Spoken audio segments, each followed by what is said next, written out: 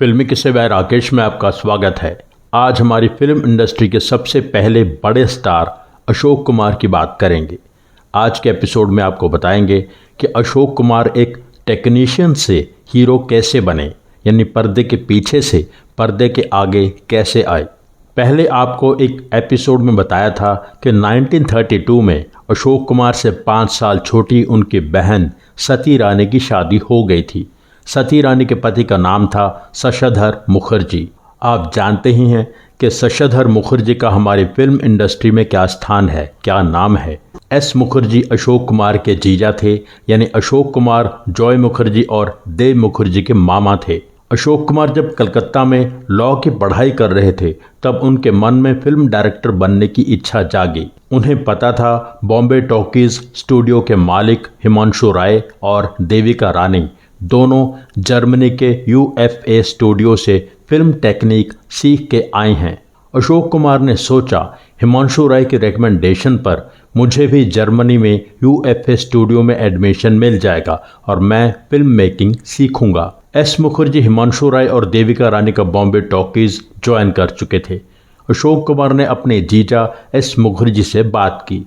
S Mukherjee ने उन्हें बम्बई बुला लिया हिमांशु राय से मिलवाने के लिए। 28 जनवरी 1934 अशोक कुमार बम्बई पहुंच गए।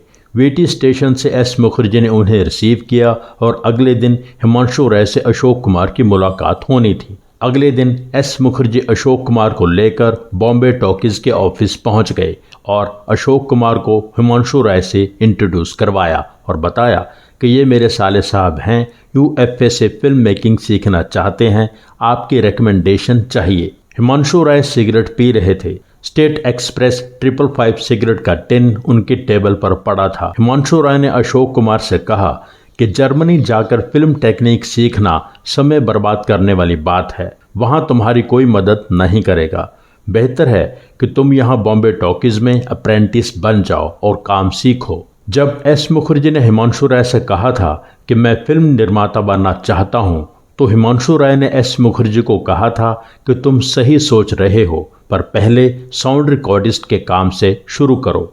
एस मुखर्जी ने as sound recordist Bombay Talkies join कर लिया था। आज अशोक कुमार ने फिल्म डायरेक्टर बनने की इच्छा बताई तो मिस्टर राय ने उन्हें कहा कि तुम्हें एक्टिंग करनी चाहिए। अशोक कुमार ने हैरानी से पूछा, मैं और एक्टिंग? हिमांशु राय ने कहा, तुम मेरी सलाह लेने आए हो ना? अशोक कुमार ने कहा, बिल्कुल सर। हिमांशु राय ने कहा, टेक्निक सीख के तुम प्रेजेंटेशन में ड्रामा बढ़ाना सीखोगे। अगर एक्टर बन के सीखना शुरू करोगे तो ज्यादा फायदा होगा। हिमांशु राय अशोक कुमार को सिनेमाटोग्राफर डायरेक्टर फ्रांस ऑस्टन के पास ले गए, जो गार्डन में किसी से बात कर रहे थे, और बताया कि इन्हें एक्टिंग करनी है। फ्रांस ऑस्टन ने अशोक कुमार से पूछा, मिस्टर गांगुली, आपने स्टेज पर एक्टिंग की है? अशोक कुमार ने कहा, नहीं। फ्रांस ने पूछा, आप गाते हैं? अशोक कुमार ने कहा, गाता हूँ, कुछ सुनाइए। तो अशोक कुमार ने अपनी माँ से सीखा एक क्लासिकल भजन सुनाया, तुम हो नाथ जगतारन पार करो नैया। ऑस्टन ने भजन सुनकर कोई रिएक्शन नहीं दिया और कहा, कैमरा टेस्ट लेते हैं। टेस्ट के लिए कुछ डायलॉग्स दिए गए। स्क्रीन टेस्ट लेने के बाद ऑस्टन ने हिमांशु राय से कहा, बात नहीं बनी। ऑस्टन ने अशोक कुमार से कहा, तुम्हारा चौकोर जबड़ा है, तुम बहुत यंग और गर्लिश लगते हो, वैसे तुम करते क्या हो? अशोक कुमार ने कहा, कलकत्ता में लॉ की पढ़ाई कर रहा हूं। ऑस्टन ने कहा, तो वापस कलकत्ता जाओ, लॉ की पढ़ाई करो। ऑस्टन ये कहकर चले गए। एस मुखर्जी और अशोक कुमार ने सवाल भरी आंखों से हिमांशु राय की तरफ देखा। हिमांशु राय ने सिगरेट पीते पीते स्माइल दी और कहा, निराश होने की जरूरत नहीं, कोई नुकसान नहीं हुआ है, मुझे यहाँ पढ़े लिखे लोगों की जरूरत है, तुम ट्रेनी टेक्नीशियन की तरह ज्वाइन कर लो, कैमरा असिस्टेंट बन जाओ, डायरेक्टर को असिस्ट करो और फिल्म मेकिंग से जुड़ी हर टेक्निक सीखो। अशोक कुमार ने कहा, थैंक यू सर।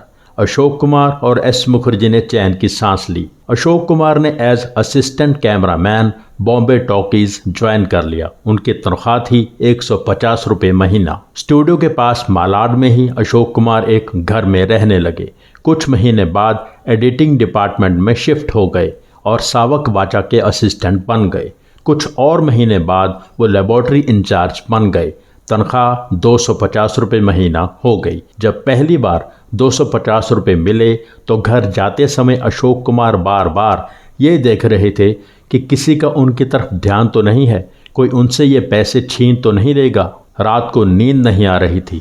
सैलरी का लिफाफा तकिया की कॉटन के बीच छुपाया, तब जाकर नींद आई। अगली सुबह चाय पी के सबसे पहले मालाड पोस्ट ऑफिस गए और पैसे अपने अकाउंट में जमा करवाए। 8 महीने निकल गए। बॉम्बे टॉकीज एक फिल्म लॉन्च कर रहा था, जीवन नैया। देविका रानी हीरोइन थी, हीरो थे नजमुल हुसैन। नजमुल हुसैन का बिहेवियर सबके साथ अच्छा था। फिर पता नहीं क्या हुआ, फिल्म की शूटिंग के लिए पहला सेट बन चुका था।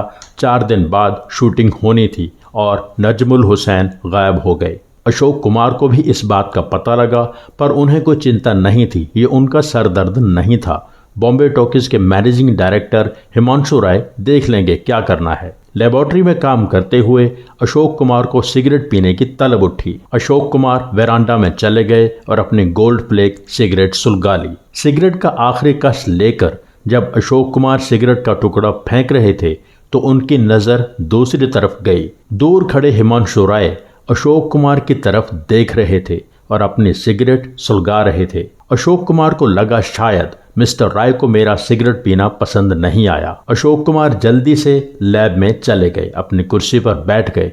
सोचने लगे कि मिस्टर राय इतना घूर के क्यों देख रहे थे। अशोक कुमार अपनी कुर्सी से उठे और लैब के दरवाजे तक आए। मिस्टर राय अपने कमरे में चले गए या नहीं, ये देखने के लिए अशोक कुमार ने लैब का दरवाजा खोला। सामने हिमांशु राय खड़े थे। अशोक कुमार घबरा गए। फिर खुद मिस्टर राय से पूछा, सर मैं आपके लिए कुछ कर सकता हूँ? मिस्टर राय ने कहा, हाँ, इस दीवार से उस दीवार तक चल के दिखाओ। अशोक कुमार हैरानी से पूछने लगे, सर मैं क्यों चलूंगा? मिस्टर राय ने कहा, क्योंकि मैं तुम्हें वॉक करते हुए देखना चाहता हूँ।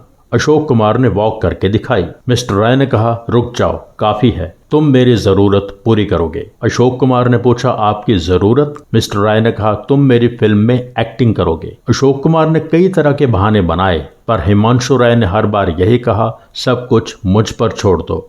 नजमुल हुसैन भाग गया है, अब तुम फिल्म के हीरो हो। ये 1935 की बात है और अशोक कुमार जीवन नैया के हीरो बन गए। डायरेक्टर वही फ्रांस ऑस्टन थे। जीवन नैया 1936 में रिलीज हुई। आगे अशोक कुमार की एक्टिंग का सफर कहां तक पहुंचा आप सब जानते हैं। इस एपिसोड में दी गई जानकारी नबेंदु घोष की बुक दादा मुनि the life and times of Ashok Kumar से ली गई है। दादा मुनि अशोक कुमार के जन्मदिन पर उनके इस खास एपिसोड को यहीं पूरा करते हैं।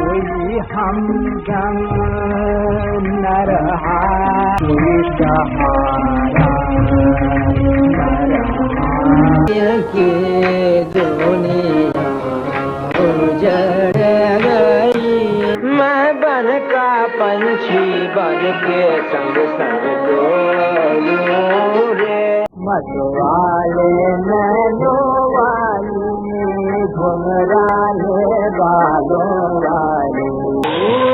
वही चंद्र वही जग है, मैं सागर होता मुझ में आने जाती। जिन दोस्तों ने चैनल सब्सक्राइब नहीं किया है, प्लीज सब्सक्राइब कर लीजिए। सब्सक्राइब करके बेल आइकन में ऑल पर क्लिक कीजिए। एपिसोड लाइक कीजिए, शेयर कीजिए, कमेंट कीजिए।